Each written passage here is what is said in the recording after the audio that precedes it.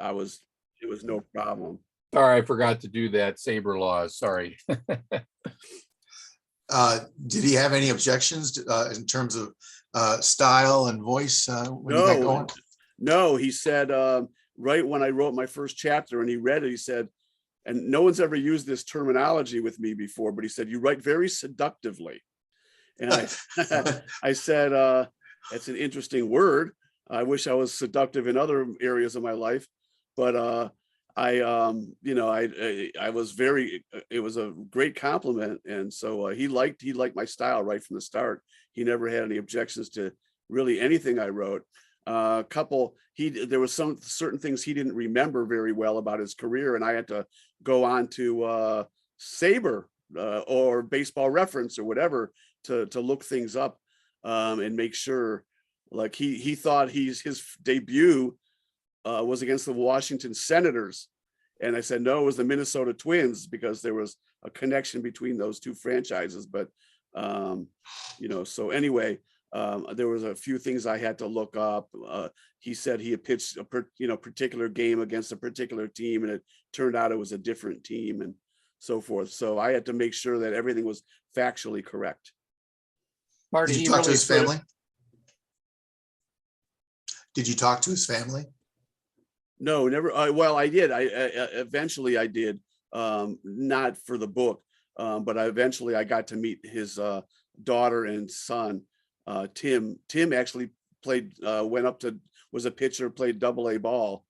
His son, Tim McDowell, was a big standout in Pittsburgh and made it to double-A. Had some pretty good numbers. And in fact, his last year at double-A was pretty solid. I don't know, but he felt like he wasn't going to get much of an opportunity in the Pirates organization there. So he quit. Marty and Tim took over the baseball assistance team for Sam. So one of the many things that impressed me about the book was how he really put himself out there. I mean, he displayed all aspects of him, right? That takes a lot on the part of a person. Did you see that coming when you started down this journey with him? No, it was a blank slate, but I did know. See, he had been a few people had offered to write his autobiography in the past, or a biography of him, including Jim Murray, the very famous sports writer from Los Angeles.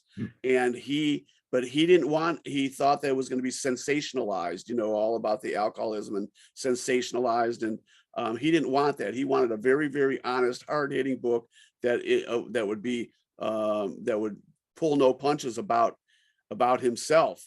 And I was honored to have him say, yeah, I want you to do the book, especially after he told me that Jim Murray had offered to do one, and a couple other people from New York. So that was great. He was quite a person in his day, Jim Murray. Oh.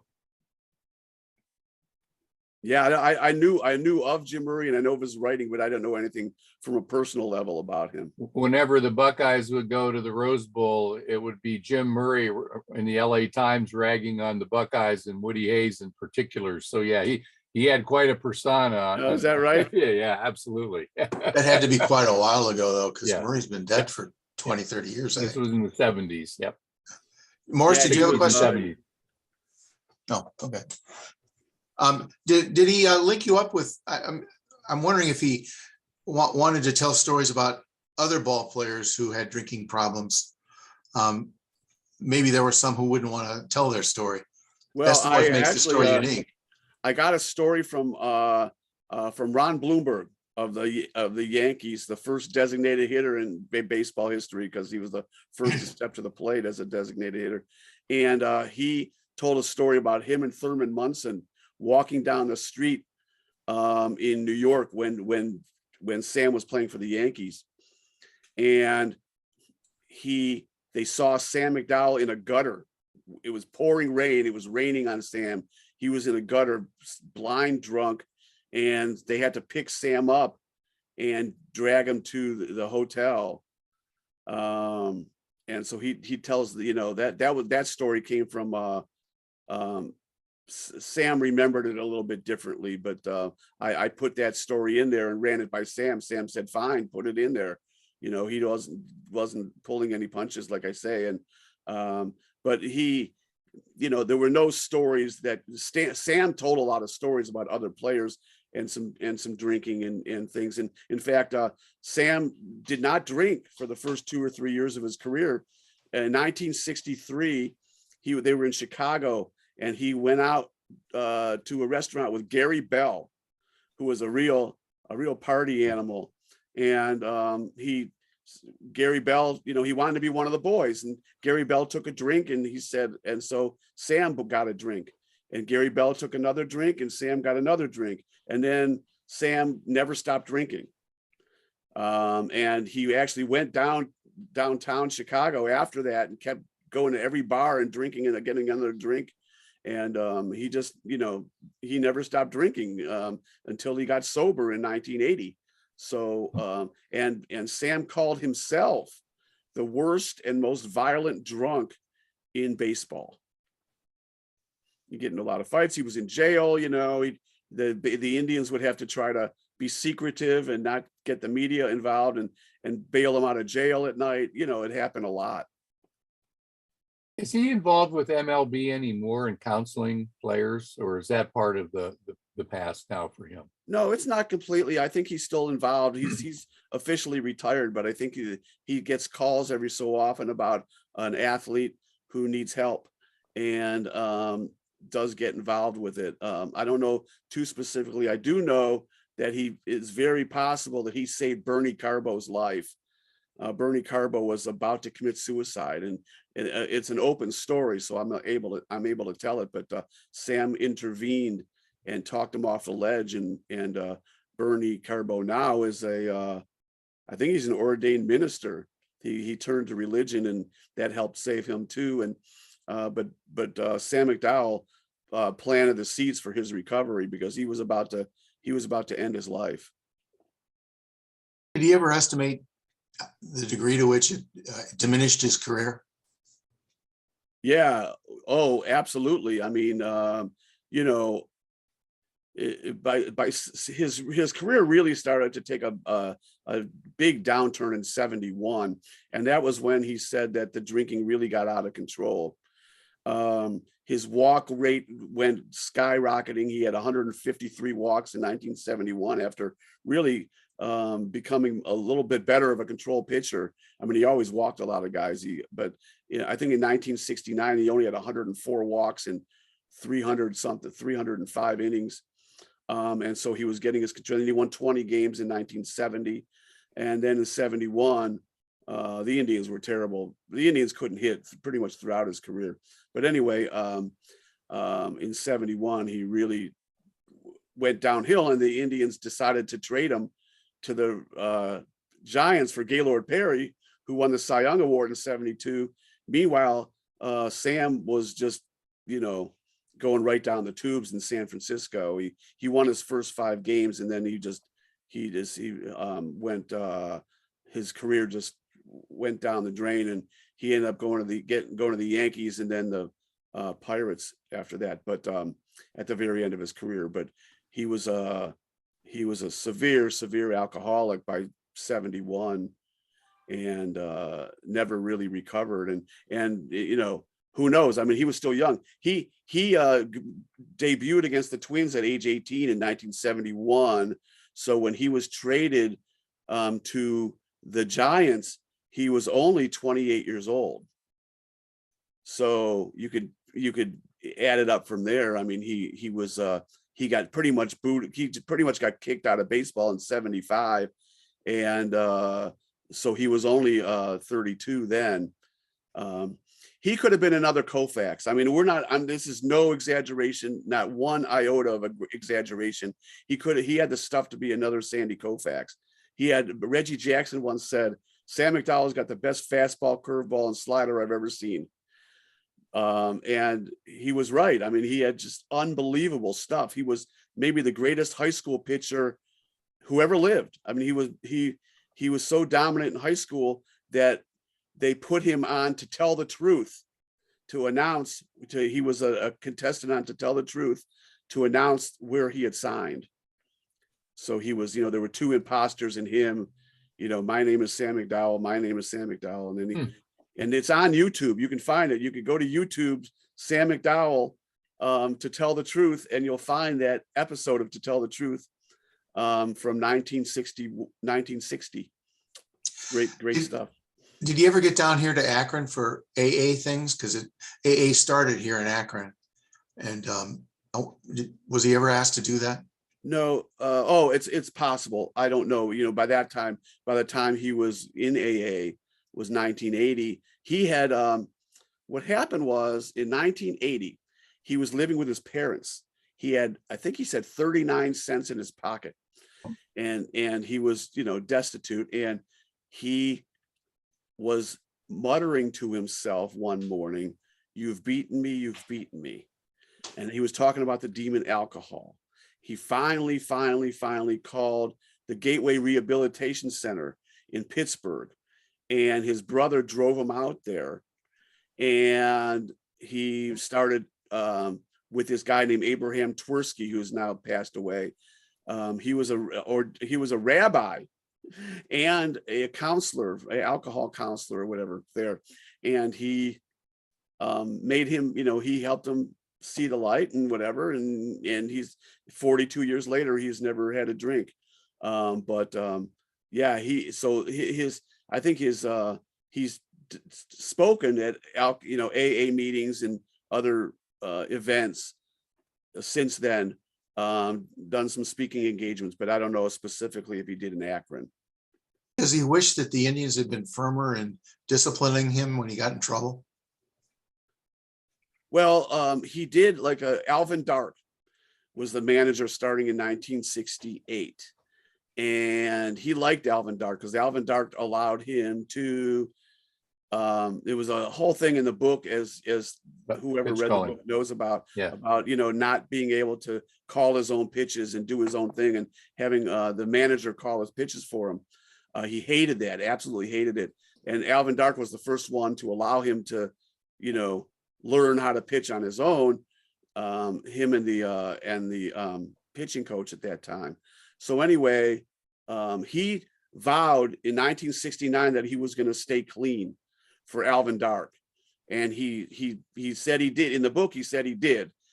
But at the end of the 69 season, he got a big 6-pack and took it into the clubhouse and started drinking again. And Alvin Dark was very disappointed. But anyway, I don't know if that answers your question. Well, I was wondering if there were some failed attempts. I mean, Dark was a very religious man, as I recall. Yes. So he probably would have been a teetotaler, but he obviously had some effect. But why didn't the Indians crack down on him the next year after Dark was gone? Well, I think also the mindset of Major League ball players back then, and just Major League, in general, was that, you were just being one of the boys. Drinking was part of the culture. And I know that his was to excess, and it negatively affected his career. But I don't think there was really any kind of, any kind of desire or practice of Major League teams to crack down on drinking. That's what the players did. Obviously, Sam McDowell did it a lot more extensively. Sam had a schedule. At the night he would the night he pitched, he would go out and get smashed, and then he would get smashed the next night, and then 2 days before his next start, he would start, or the day before his next start, he would not drink. And he would try to sweat it out and exercise and take his, enzymes or whatever. And then the next day he would pitch, and then it started all over again. So he would be like 2 days he'd get smashed. He pitched every fourth day, and 2 days he would be sober. He would not drink, and then that's the way it was. But by 1971, it changed. 71, 72, he was drinking, all the time. And even the night before he would pitch, he would go out and get loaded. And he didn't just have a few drinks, man. He was getting smashed. You know, Marty, in some ways, when reading that part of your book or your collected book was very similar to CC Sabathia's story about Yes. getting smashed in between starts. And of course, not only alcohol, but in some cases drugs. But that was, to me, a fascinating and a negative sense about him too, that well, what a lifestyle to lead and still be very successful, quote unquote. Well, and it was, he suffered from severe depression. He talked about that in the book, and he was a narcissist. So, you know, here he was going out and messing around with other women. He was married, had a couple kids, you know, of course, and he was completely unfaithful. And there obviously that was not, you know, he was not alone in doing that among baseball players, and that's still probably the case, maybe not as bad as it used to be. But you know, he was messing around with Dean Martin's, there was a showgirl that worked with Dean Martin. He was, you know, messing around with her, and I think he mentioned something about Raquel Welch once, so I don't know that, but you know, that's the way it was. He was completely out of control.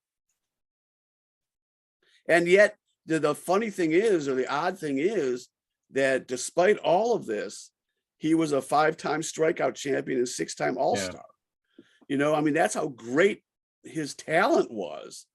The Indians didn't score any runs for him, and yet he was a 5-time strikeout champion, 6-time All-Star, and he had 300. He was the first pitcher since Bob Feller in the Indians' history to have over 300 strikeouts in a season. I mean, it was crazy how great his talent was. He was, if there's such a word, he was Koufaxian in his talent, but obviously not in the results. Marty, did you have a lot of stuff that you wanted to put in the book, but you weren't able to because of size limitation from the publisher? No, Sam was completely in control of that. There were a few things later in the book that we couldn't use because, you know, he had worked with particular players, and there was an agreement that he wouldn't use their names. Some of the players he helped, who were suffering from depression or psychological issues or alcoholism or drugs, he wasn't able to use their names. I said, well, who was that? And he said, no, I can't tell you. But other than that, Sam left nothing out. He was, especially when it came to criticizing himself for all of his actions. When you speak of the bad offenses in the 60s for the Indians, he never called out anybody's name, but I have a mutual friend of Vern Fuller's, and through my friend Ike, teased, tell Vern that he's talking about bad offenses in the 60s, but he didn't call you out by name, or Vern out by name. And so Vern was very appreciative of that. So yeah. Well, I mean, 65, when they brought Rocky Colavito back, they had 3 hitters who had 80 or 90 RBIs or more, and that was like a decent year, and it showed because he went 17-11 that year. But he still had that really low ERA. He actually Sam led the league in ERA in 65, and he only won 17 games. So actually, that really they did score some more runs that year, but maybe not for him. I didn't look up all the individual games, but I mean, 68 was the year of the pitcher, and not too many teams were scoring a lot of runs, but they were really, I mean, Sam McDowell had a 1.81 ERA in 68, yet he only went 15-14. Think about that. He was 15-14 with a 1.8 ERA. It was the second best ERA in the league, better than Denny McClain's ERA that year. And Denny McClain won 31 games, more than twice as many as McDowell won. Yet McDowell had a better ERA than McClain. And of course, Louis Tiant led the American League in ERA that year. But it's crazy. It's crazy. So he would have won a lot more games if they had better offense. But he still, no matter what, Sam McDowell was a very much an underachiever because of all his issues. Early in the book, he talks about how he really didn't care that much about baseball. He wasn't in love with it the way we were. Did that ever change? I mean, did he ever come to really enjoy his baseball experience, or was it just a job? No, he couldn't enjoy anything in life. That's the way he talked about himself. He suffered from depression, and it was and he had what he called an alcoholic personality, and he didn't get any joy out of anything, whatever it was. He was just robotic. And it's interesting because the very first baseball game he attended, Major League Baseball game he attended, was the one he started, the first game he pitched. He lived in Pittsburgh, with Clemente and all these unbelievable players that the Pirates had in the 50s. And he didn't care. He didn't follow sports. He didn't go to games. He didn't follow sports. He was always pitching Little League and pitching, in high school or whatever. And actually the Pirates brought him in to pitch batting practice when he was in high school. And then he would leave before the game started. He didn't even stick around for the game because he had homework to do, or he didn't really care to. He pitched batting practice on several occasions for the Pirates in the late 50s. But he didn't, like I say, he didn't get any joy out of anything. He has some great memories that he gets pleasure out of now as memories, but when they were happening, he didn't, it meant nothing to him. Did that ever change? Did he ever find something that he enjoyed, even to this day? Not until he got sober. Well, no, to this day, now he does. Yeah, he has a lot of hobbies. He puts those little ships in those little bottles or whatever, however you do that. And he does a lot of painting. He likes to paint landscapes, and he he enjoys being with his kids and his wife and his second wife. He even gets along with his first wife that he cheated on all the time. They're friends, they hang out sometimes. But anyway, he gets a lot of joy out of everything now, but he had to get sober to do it. Can we, Sam McDowell, the pitcher, there is one section of the book, and I leaf through it trying to find it, the amount of cortisone shots that he took to get through the season. Yeah, especially around 70, 71. Yeah. Okay. Was that,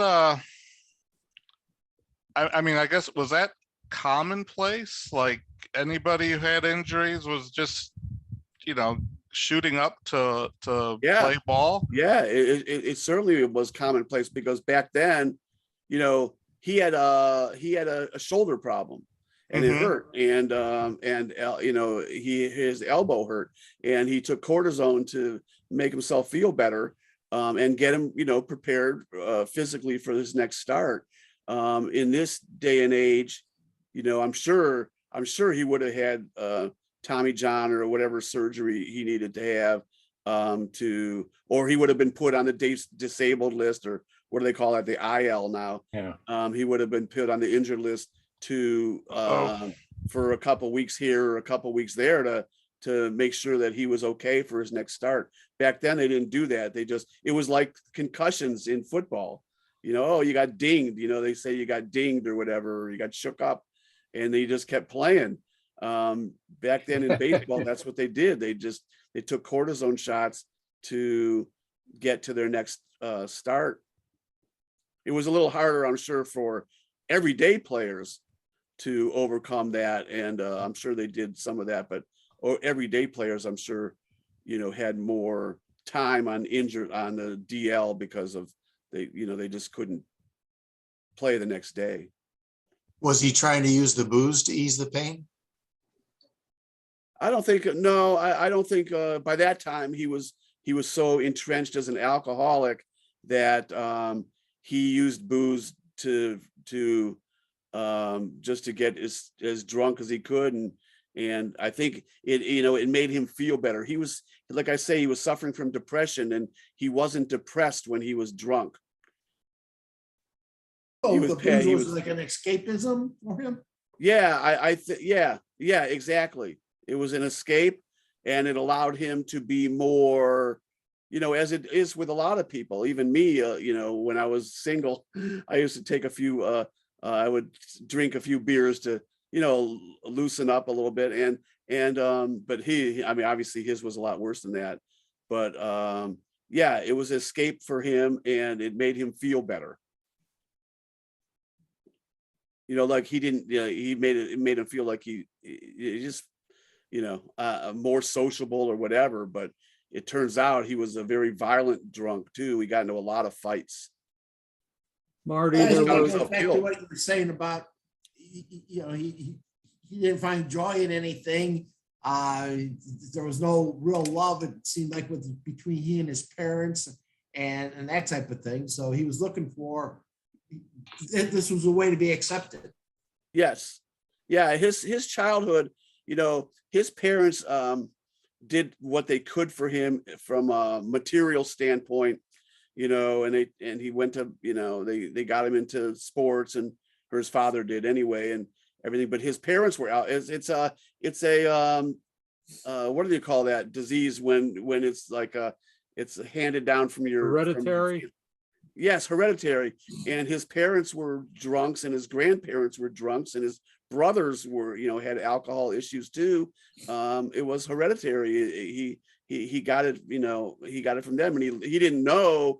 See, he didn't know until 1980 when he checked himself in that he didn't even know he was an alcoholic. He just thought he was crazy. He said he thought when he finally checked himself in, he thought he was going crazy. That was his line. That was his, I thought I was going nuts. And he didn't realize that alcoholism was a disease. And a lot of people didn't realize that alcoholism was a disease back then. It wasn't really considered to be. It was just considered to be something else. But he so that's the way it was. And he didn't know that it was hereditary either. He didn't know about anything like that.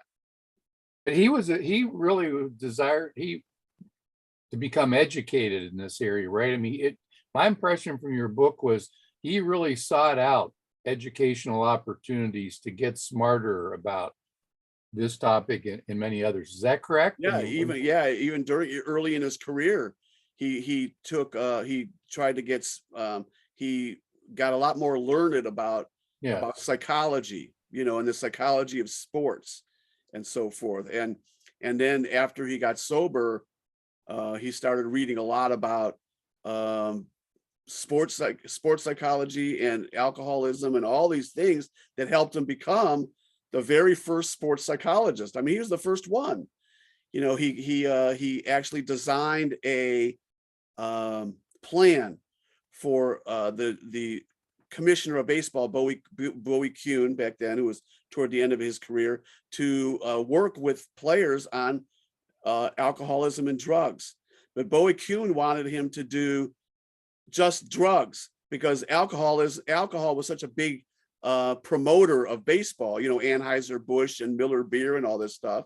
And so he rejected Sam's plan because Sam's plan included, helping players with alcoholism. So he rejected it, but the word got around, and teams like the Texas Rangers and the Toronto Blue Jays ended up hiring Sam individually to work with the ball players on sports psychology issues and addiction issues.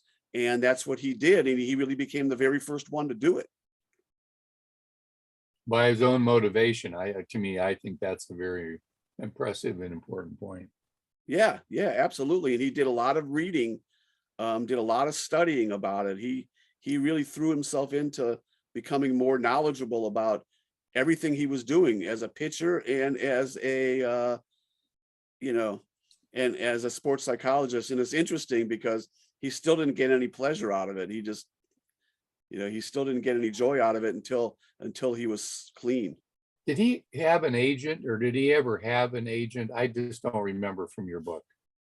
That's a good question. I never really addressed that, but I don't think he did. Back then, the team back, especially in the 60s, the team would just kind of send you your contract for the next year, and then you could dispute it or not. But there was no leverage. There was no free agency. So And did he ever request from the Indians to trade him, given the lack of offensive support that Dave was alluding to? No, he never asked for a trade, but he did hold out for more money on an occasion or two, as did his teammate Tony Horton. And we all know about that. He got Tony Horton held out in 1970 and got booed early that year. And then in August of that year, he tried to kill himself and fortunately was unsuccessful. But anyway, Sam had, I never really asked about an agent, but I'm pretty sure he did not have one, because back then, it was, like you said, no leverage. yeah, there was no leverage anyway. What could an agent do in the 1960s when there's no free agency and no freedom for ball players at all?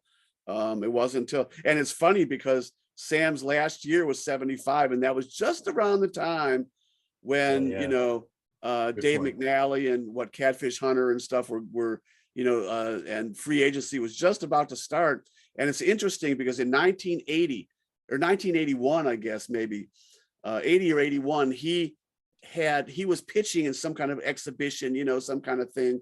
He was just warming up, throwing the ball after he had recovered from alcoholism. And there was a scout there with a radar gun.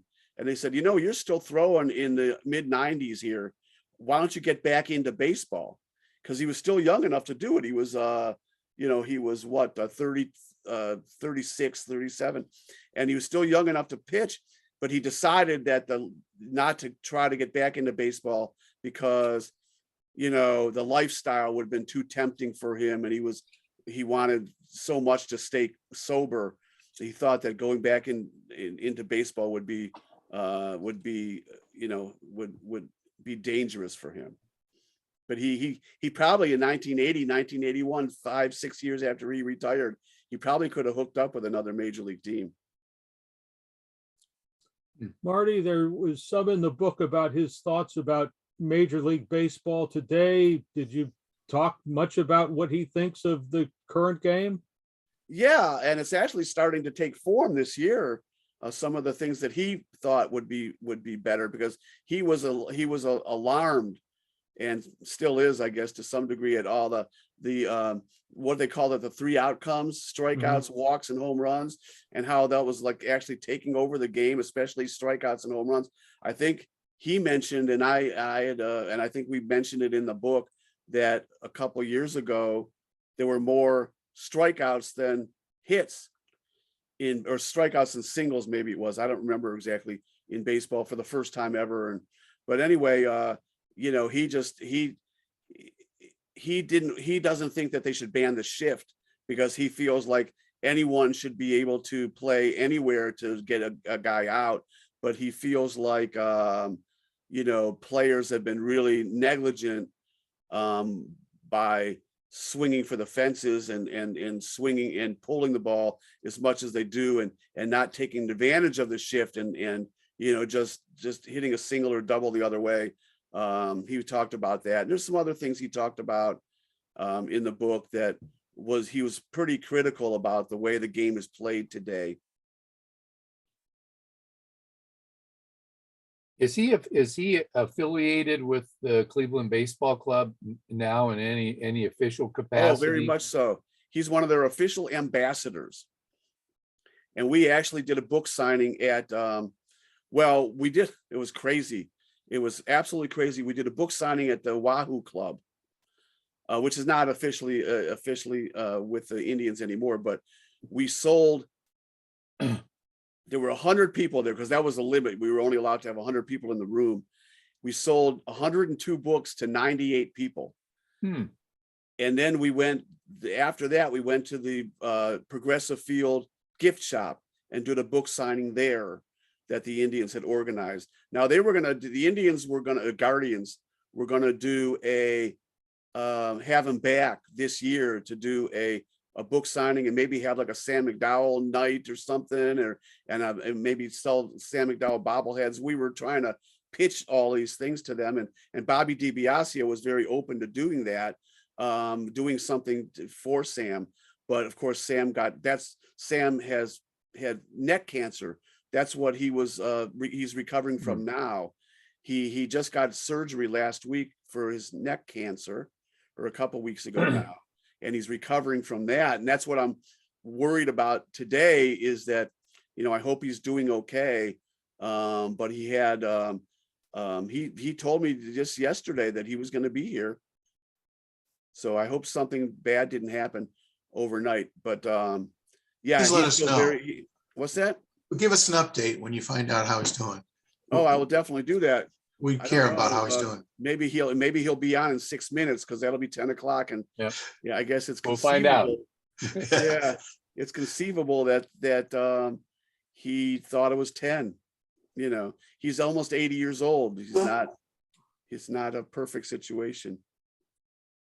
So Marty, are you Go ahead, working on Marty. something else now? yeah, I was going to ask the same thing. Well, I just finished the St. Louis Cardinals Time Machine book. This is I showed you, this is the Cleveland Indians Time Machine book that came out a couple years ago, and the publisher liked it a lot, so he had me do make it a series. So I finished the first ones I finished were the Red Sox Time Machine book, the Cubs and the Mets, and then I did the Yankees Time Machine book, and I had to hold my nose when I did that one. And then I did the, I shouldn't say that. You got a Yankees fan. Not with Joe. End of now, is it? recording. This is over now. Yeah, sorry about that. No, I really didn't. I mean, I got nothing against the Yankees. I just joke about it.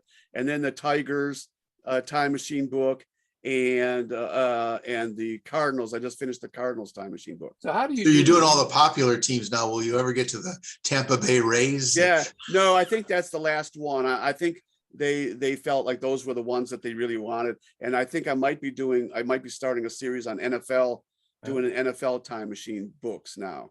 So how do you do the research for a book like that? What tools? The Time Machine ones? Yeah. Mhm. Well, I go to old newspapers, first of all. When I know enough about the history of these franchises to know what chapters I'll probably want to do, where I want to go with it. So I kind of just follow that, and I just go online and get as much information as I can, and sources as I can, and old. I mean, you can get stories from the New York Times from the 60s and 50s and whatever, if you look hard enough for it. And then, I get enough information from Baseball Reference on statistical things. And I go to Baseball Reference. There's you go to records, and it has every record of franchises from the very beginning till today, and who their best hitter was, and who their best pitcher was, and who their manager was. And then I start looking into those particular seasons, and I do it. These books, really, these Time Machine books are the only books I think really ever written that cover the entire history of these franchises. So when you flip over to football, are there similar resources available to you to do the selected NFL teams? Yeah, there should be. The NFL, Pro Football Reference. And these reference things are great. Baseball Reference, Pro Football Reference, NBA, or Pro Basketball Reference, I think they call it. You can get, statistically, you can get anything you want, and it kind of gives you a roadmap as to, how from the very beginning. Like my Detroit Tigers Time Machine book starts with the Detroit Wolverines of the 1880s, and you can get enough information about these teams to write a chapter, and then you just kind of go forward from there. And it's a lot of fun. I'm such, baseball's my favorite sport. It always has been. I love football. I love the NBA. I love the Browns. The Cavaliers gave me a chance to go to a parade, in 2016. But baseball's always been my number one sport.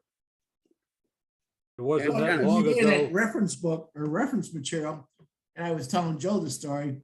You know, there was some comment that was in your book that made me go back and find Baseball Reference America.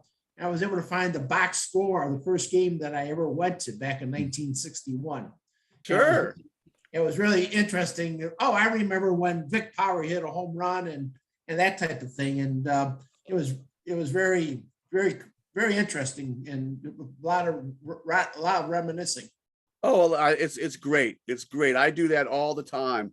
I remember, and this was such a thrill for me. I was 15 years old, and my dad and I were watching a Indians Tigers game on television from Detroit. It was a Detroit game in Detroit, and the Indians won that game, and they pulled to within like 8 games of first place in 1972. You know, it was, I mean, they were really out of the race, but it was early September, and they were only 8 games out. My dad said, "Marty, let's go to Detroit," just out of a whim. And we went to Detroit, and we stayed. I was in the same elevator with Ray Fosse and everything. And they won 2 out of the 3. We saw them play Saturday, and they won that game, and they split a doubleheader on Sunday. And it was a wonderful experience. It's such a great bonding experience with my dad. And I looked up those games just a couple of days ago, just for the heck of it. I looked up those games on Baseball Reference and saw that Ray Fosse had hit 2 home runs in the second game of that doubleheader. And, you know, it was maybe the best experience I ever had with my father, was going to Detroit. And, you know, we were in bed at 11 at night or 11:30 at night, and we were hungry, and we got dressed. He said, "Let's go get a pizza." We went, got dressed, and got pizza in Detroit. And, you know, it was just great. It was such a wonderful experience. And I know I'm digressing a lot, but No. Well, you've incentivized me to go do what Jim just did. My wife and I went to that Pete Franklin, I Hate the Yankees hanky night. And Yeah. somewhere I don't know, I've lost it a long time ago, but it may be here somewhere. But I remember going to that game. I have to go do what Jim just said he did. was that You a might have been the only they- one not waving the hanky. Yeah, I was the Yeah, only that's one. right. I was That's sitting right. on my hanky. Yeah, hey, I'm sure you would It be. was a weeknight game. I remember that. It's about It was, all I remember, and the Yankees lost. So that was the 2 things I took away. They're still on sale on eBay. Well, maybe there's a chance, Dave. I can recapture it. Yeah, that's right. I never thought of that. They're probably still out there. Those I Hate the Yankees hankies. Yeah. They did that for 2 or 3 years, I think. Yeah. They swept a doubleheader against the Yankees once on I Right. Hate the Yankees. Right. They swept a Right. doubleheader Yep. in '77.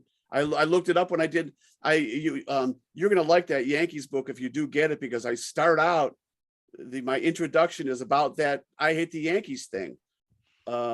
As a boy growing up in Cleveland. I am going to reach out to you and get that book. Yeah, and being I was very jealous of the Yankees. And if George Steinbrenner had bought the Indians, well, we'd be having a whole they would, different conversation, wouldn't yeah, we? it would have been a different story. So you must be really satisfied with this book. Is that a fair? I mean, it must have exceeded your expectations, maybe. More so than I could have imagined, because I just expected some people to buy it and whatever, and it turned out it got very good reviews, which was great. From Publishers Weekly did a great review on it, and it got good reviews on Amazon and whatever. And then to sell 4,000 copies in a month and a half, and have them have to do I mean, it was just I was speechless. I had no clue that it would be as successful as it had been, and we would have sold a lot more books since then.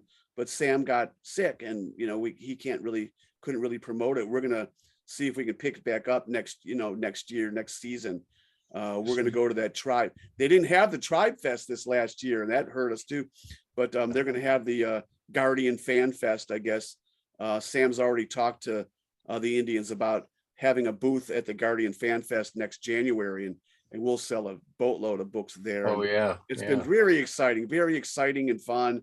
And working with Sam, like I say, has been my best, professional experience. You'll need to bring multiple pens to that affair. We will, and I'm thinking it would be nice to have Sam would have his own booth, and I would have my booth to sell this one right next to his, and then we can just kind of, do that. I think that would be kind of cool. I don't know if Sam would want me to do that, but I sold the Cleveland Indians Time Machine book at the Fan Fest a couple years ago, and I sold like 73 copies, which was great. And I could only, the Sam McDowell selling his autobiography there would like trump that by maybe, we could maybe sell 200 copies at that event. Yeah, that'd be great. Marty, was it always with Roman and Littlefield? Were there any other publishers contacted or discussed? No, we thought we would have a little bit of a bidding war on it. At least, none of my books ever get a bidding war. I always say I have an agent, I've had different agents for different books I've done. I actually wrote a book. I authored a book ranking the greatest cartoon characters of all time and ranking the greatest sitcoms of all time, 2 different books. And I was hoping to get more than one publisher, because it drives the price up, the advance. And I can't do it, man. Every book I get, I have an agent, and they were like, no, we might not be able to get this published. We might not be able to get this published. Same with Sam McDowell's autobiography. But we did. I always seem to get one, you can only get one publisher anyway, but still, it gets frustrating and it's like, oh, I don't think we're going to get this published. And then someone always comes through, and it's mostly been Roman and Littlefield. They've published a few of my books. Do you see any? I was going to ask, do you see any other baseball autobiography opportunities lurking out there for you? Well, I've been in contact with a guy who you might remember named Art Shamsky. Yeah. The agent that I have, yes, the agent that I have has worked with Art Shamsky on a book, and Art Shamsky he recommended me to work with Art Shamsky on another project, but we just don't know what that project would be. In the 69 Mets, the miracle Mets of 69, it's been done to death. We couldn't even probably come up with another angle on the 69 Mets. We're gonna maybe try, but I might be if we can find a good subject matter, work with Art Shamsky on a book in the future. He was here with his own book a few years ago, wasn't he? Yeah, he did a book on the 69 Mets, and like I say, he said that there's been more books written about the 69 Mets than any other baseball team in history. So it's been, I don't think we can come up with any new angles. That was around All-Star time, if I recall, Morris, when the That's All-Star. what I recall too, in 2019. Yeah. Well, I wanted to say a couple things. I've already contacted the folks who, you can't read that because it's backwards, right? No. We can see it. It's backwards for me then. It's intentional bulk. And I've already set up August 13th to talk about this book. And I'll send out information about that. And then Marty's book will be in September. And Marty, I'll get in touch with you, and we'll talk about a time and date to do that. And my standard thing is, if you don't like the books that I'm selecting, please nominate some, because I don't want to be the god of all this. I'd rather read books that people want to read. So let me know what you want us to talk about, and I'll be happy to set it up. We've had really good luck of getting authors to participate in these, and I think part of it is because of the time. Saturday morning is kind of a free time for a lot of people, and they usually last about an hour, and so I'm kind of happy with that. But please chip in if you've got a nomination or a time or whatever. Real quick. Which book are you talking about for August of Marty's? The Indians? What's that? Time Machine? Yes. No, it's September. September is Marty's book on the Indians Time Machine. Oh, okay. Good. And you get it from Etsy, right? What's You that? have to buy it from Etsy? I prefer that you do. Okay. Yeah, You go, I'll tell you, let me, I'll talk about this for a second, then I'll let everybody go. This is the Saga of Sudden Sam. And all you got to do is go to, if you go to Etsy.com, Gitlin Books. So you might want to write that down, Etsy.com/Gitlin Books, all one word. You can get this book autographed. Sam's autographed a bunch of them. They're $45 autographed and personalized, or you can just get it on Amazon. It's called The Saga of Sudden Sam. Look it up. And then this book, The Ultimate Cleveland Indians Time Machine book, I autograph and personalize my books for free. And that would be on Etsy.com, Gitlin Books /Gitlin Books. So if you want Sam's book unautographed, you know, you can just get it on Amazon, or if you get my Indians Time Machine book or the Sam book autographed, they would be on Etsy.com/Gitlin Books, all one word.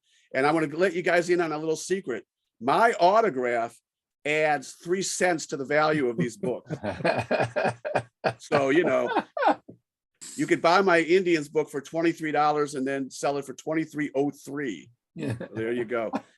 But I'll tell you what, Sam's autograph adds a lot more value too. Yeah. And we have a bunch of autographed copies now that I can you know, autograph as well and personalize for you.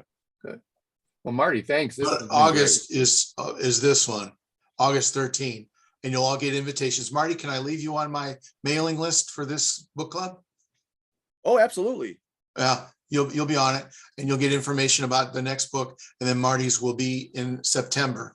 And again, I'd like to just ask that if you have a book you want to read or you want us to read, let me know, and we'll get it set up. And Dave, would you be open to and I'll absolutely make sure Sam shows up, but would you be open to just doing a general Jack Graney SABR Zoom thing? That wouldn't be a book club, but with Sam and me. Oh, that'd be more Joe, but I'd be happy. Yeah, I'd be pleased We'll with that. explore that with you. Yeah. Mhm. Yeah, because you know, it would probably open it up to some other people to learn about it and Yeah. everything. That would be We'll great. follow up on that, exploring the options there. Before we went online, we were talking about resuming something that I started called Talking Baseball, where it's just, you know, 5 or 6 guys getting together and talking about baseball.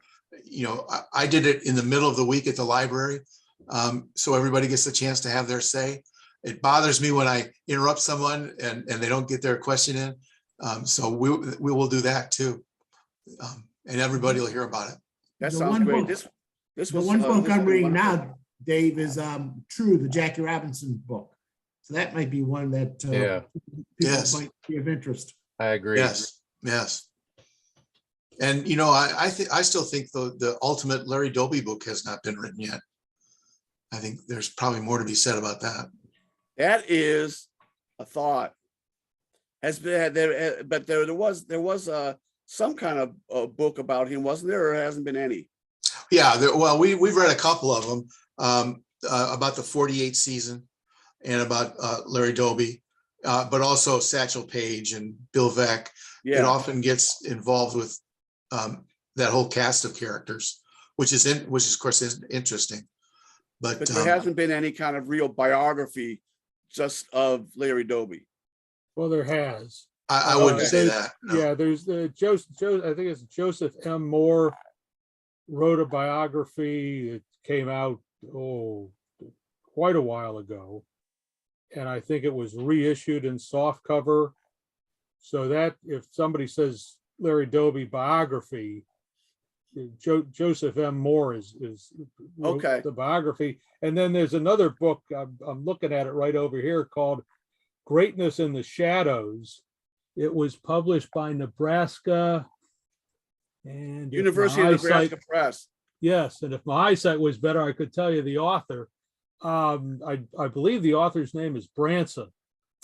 It's not a biography of Doby. It kind of goes off in some different directions and compares Doby and Robinson, and it's got some flaws to it, but it's certainly a book to look at.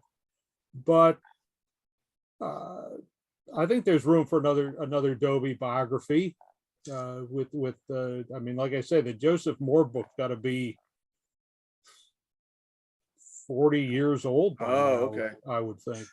It's also true, though, that the source material for those things are fading away. Yeah, I would And, think so. Minnie Minoso would be an interesting one too. He's got quite a story to tell. Yeah. So, but once again, I wonder where Minnie Minoso's living nowadays. He's got to be 85 years old. Or is he dead? I'm embarrassed to say I don't know, Yeah. Likewise. but he would be big in Chicago too. Okay. Yeah, All that's right. right. Well, thank There's you our- again, Marty. There's our homework. Yeah, Yeah, great. thanks a lot, everybody. I really appreciate this. Thank And you. I'm so sorry that Sam didn't get on. I'm Okay. going to call him again. I don't know what's going on. That's all right. No Please problem. let us know how he's doing. Great next And keep in opportunity. touch, Marty. You should Bye-bye. join SABR. We should get you in. I would actually like to join that. So you just go to saber.com and Saber.org. For the Or- cost of a couple books, you could get in. Yeah, I think I might just do that. And I'll be in contact with both of you guys Okay, about future things. Good. And I think I will join Saber. I really I should join it because I use it so much in my writing that I kind of owe it to Saber to join up. all And it right, would be great. a lot of Minnie fun. Minoso passed away in 2015. Okay, there